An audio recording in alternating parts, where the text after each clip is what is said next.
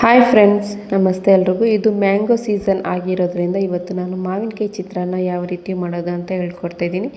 ಚಿತ್ರಾನ್ನ ಅಂದ್ರೇ ತುಂಬಾ ಸಿಂಪಲ್, ಅದರಲ್ಲೂ ಮಾವಿನಕಾಯಿ ಹಾಕಿ ಮಾಡಿದ್ರೆ ತುಂಬಾ ಚೆನ್ನಾಗಿರುತ್ತೆ. ಮಿಸ್ ಮಾಡದೆ ಈ ರೆಸಿಪಿ ಟ್ರೈ ಮಾಡಿ, ತುಂಬ ಚೆನ್ನಾಗಿ ಬರುತ್ತೆ. ಇದನ್ನು ಮಾಡ್ಕೊಳ್ಳೋದಕ್ಕೆ ಒಂದು ಬಾಣಲೆಗೆ ಇಲ್ಲಿ ನಾನು ಒಂದು 5 ಸ್ಪೂನ್ ಆಗೋಷ್ಟು ಎಣ್ಣೆ ಹಾಕ್ಕೊಳ್ತಾ ಇದ್ದೀನಿ. ಚಿತ್ರಾನ್ನ ಅಂದರೆ ಸ್ವಲ್ಪ ಎಣ್ಣೆ ಜಾಸ್ತಿ ಇದ್ದರೆ ಚೆನ್ನಾಗಿರುತ್ತೆ. ಎಣ್ಣೆ ಸ್ವಲ್ಪ ಬಿಸಿ ಆದಮೇಲೆ ಒಂದು ಅರ್ಧ ಸ್ಪೂನ್ ಆಗೋಷ್ಟು ಸಾಸಿವೆ ಸ್ವಲ್ಪ ಚಿಟಪಟ ಆದಮೇಲೆ 1 ಸ್ಪೂನ್ ಆಗೋಷ್ಟು ಕಡಲೆಬೇಳೆ, 3 ಸ್ಪೂನ್ ಆಗೋಷ್ಟು ಕಡಲೆ ಬೀಜ ಹಾಕ್ಕೊಳ್ತಾ ಇದ್ದೀನಿ. ಹಾಗೆ ಸ್ವಲ್ಪ ಕರಿಬೇವು. ಈ ಕಡಲೆ ಬೀಜ ಮತ್ತು ಕಡಲೆಬೇಳೆ ಅನ್ನೋದು ಸ್ವಲ್ಪ ಕಲರ್ ಚೇಂಜ್ ಆಗೋ ತನಕ ಚೆನ್ನಾಗಿ ಫ್ರೈ ಮಾಡ್ಕೊಳ್ಳಿ. ಇದು ಸ್ವಲ್ಪ ಲೈಟ್ ಗೋಲ್ಡನ್ ಕಲರ್ ಬರೋವರೆಗೂ ಚೆನ್ನಾಗಿ ಫ್ರೈ ಮಾಡ್ಕೊಂಡಿದ್ದಾದಮೇಲೆ ಇವಾಗ ಇದಕ್ಕೆ ನಾನು 2 ಮೀಡಿಯಮ್ ಸೈಜ್ ಈರುಳ್ಳಿ ಈ ರೀತಿ ಸಣ್ಣದಾಗಿ ಕಟ್ ಮಾಡಿ ಹಾಕ್ಕೊಳ್ತಾ ಇದ್ದೀನಿ. ಒಂದು 4 ಒಣಮೆಣಸಿನ್ಕಾಯಿ ಹಾಕ್ಕೊಳ್ತಾ ಇದ್ದೀನಿ. ಈರುಳ್ಳಿ ಸ್ವಲ್ಪ ಲೈಟಾಗಿ ಸಾಫ್ಟ್ ಆಗೋ ತನಕ ಚೆನ್ನಾಗಿ ಫ್ರೈ ಮಾಡ್ಕೋಬೇಕು. ಈ ರೀತಿ ಲೈಟಾಗಿ ಚೆನ್ನಾಗಿ ಸಾಫ್ಟ್ ಆದಮೇಲೆ ಇವಾಗ ಇದಕ್ಕೆ ನಾನು ಈ ಗೊಜ್ಜಿಗೆ ಎಷ್ಟು ಬೇಕಷ್ಟು ರುಚಿಗೆ ಎಷ್ಟು ಬೇಕಷ್ಟು ಉಪ್ಪು ಸೇರಿಸ್ಕೊಳ್ತಾ ಇದ್ದೀನಿ. ಉಪ್ಪು ಹಾಕ್ಕೊಂಡು ಚೆನ್ನಾಗಿ 1-2 ಸತಿ ಚೆನ್ನಾಗಿ ಮಿಕ್ಸ್ ಮಾಡ್ಕೊಳ್ತಾ ಫ್ರೈ ಮಾಡ್ಕೋಬೇಕು.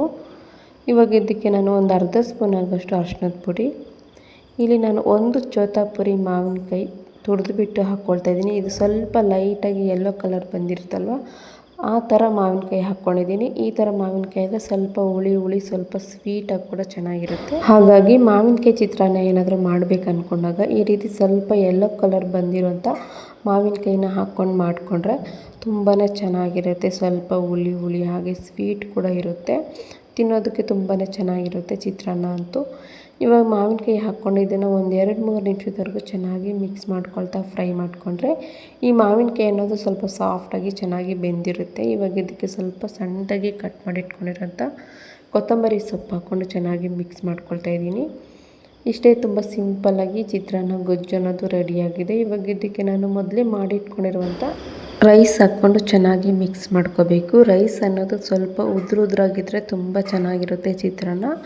ಈ ರೈಸೆಲ್ಲ ಹಾಕ್ಕೊಂಡು ಚೆನ್ನಾಗಿ ಮಿಕ್ಸ್ ಆಗಬೇಕು. ಅಲ್ಲಿವರೆಗೂ ಚೆನ್ನಾಗಿ ಹೊಂದ್ಕೊಳ್ಳೋವರೆಗೂ ಚೆನ್ನಾಗಿ ಮಿಕ್ಸ್ ಮಾಡಿಕೊಂಡ್ರೆ, ಹಾಗಂದ್ಬಿಟ್ಟು ಜಾಸ್ತಿ ತೀರಾ ಮಿಕ್ಸ್ ಮಾಡ್ಕೊಳ್ಳೋಕೆ ಹೋಗಬಾರ್ದು. ರೈಸ್ ಅನ್ನೋದು ಸಾಫ್ಟಾಗಿಬಿಡುತ್ತೆ, ಚೆನ್ನಾಗಿರಲ್ಲ ತಿನ್ನೋದಕ್ಕೆ. ಹಾಗಾಗಿ ಇದನ್ನು ಲೈಟಾಗಿ ಮಿಕ್ಸ್ ಮಾಡ್ಕೋಬೇಕು. ಉದುರಾಗಿ ಚೆನ್ನಾಗಿ ಬರುತ್ತೆ. ಇದು ಮಿಕ್ಸ್ ಮಾಡ್ಕೊಳ್ಳೋ ಅಷ್ಟರಲ್ಲಿ ಇನ್ನೂ ನಮ್ಮ ಚಾನಲ್ ಸಬ್ಸ್ಕ್ರೈಬ್ ಆಗದಿರೋ ವಿಡಿಯೋ ನೋಡ್ತಾಯಿದ್ರೆ ಪ್ಲೀಸ್ ಒಂದು ಸಬ್ಸ್ಕ್ರೈಬ್ ಆಗಿ ಸಪೋರ್ಟ್ ಮಾಡಿ. ನೀವು ಇಲ್ಲಿ ನೋಡ್ಬೋದು, ನಾನು ರೈಸ್ ಎಲ್ಲ ಚೆನ್ನಾಗಿ ಮಿಕ್ಸ್ ಮಾಡ್ಕೊಂಡಿದ್ದೀನಿ. ಇಷ್ಟೇ, ತುಂಬ ಸಿಂಪಲ್ಲಾಗಿ ರೆಡಿ ಆಯಿತು ಮಾವಿನಕಾಯಿ ಚಿತ್ರಾನ್ನ. ಈ ಮಾವಿನಕಾಯಿ ಸೀಸನಲ್ಲಿ ಈ ರೀತಿ ಮಾವಿನಕಾಯಿ ಚಿತ್ರಾನ್ನ ಮಿಸ್ ಮಾಡದೆ ಟ್ರೈ ಮಾಡಿ, ತುಂಬ ಚೆನ್ನಾಗಿರುತ್ತೆ. ಈ ವಿಡಿಯೋ ಏನಾದರೂ ನಿಮ್ಗೆ ಇಷ್ಟ ಆಗಿದರೆ ಪ್ಲೀಸ್ ಒಂದು ಲೈಕ್ ಮಾಡಿ, ನಿಮ್ಮ ಫ್ರೆಂಡ್ಸ್ ಆ್ಯಂಡ್ ಫ್ಯಾಮಿಲಿ ಜೊತೆ ಈ ವಿಡಿಯೋ ಶೇರ್ ಮಾಡಿ. ಇನ್ನೂ ನಮ್ಮ ಚಾನಲ್ಗೆ ಸಬ್ಸ್ಕ್ರೈಬ್ ಆಗಿಲ್ಲ ಅಂದರೆ ಪ್ಲೀಸ್ ಒಂದು ಸಬ್ಸ್ಕ್ರೈಬ್ ಆಗಿ ಸಪೋರ್ಟ್ ಮಾಡಿ. ನಿಮ್ಮ ಅನಿಸಿಕೆ ಅಭಿಪ್ರಾಯ ಕೂಡ ಕಮೆಂಟ್ ಮಾಡಿ. ಧನ್ಯವಾದಗಳು. Thank you for watching.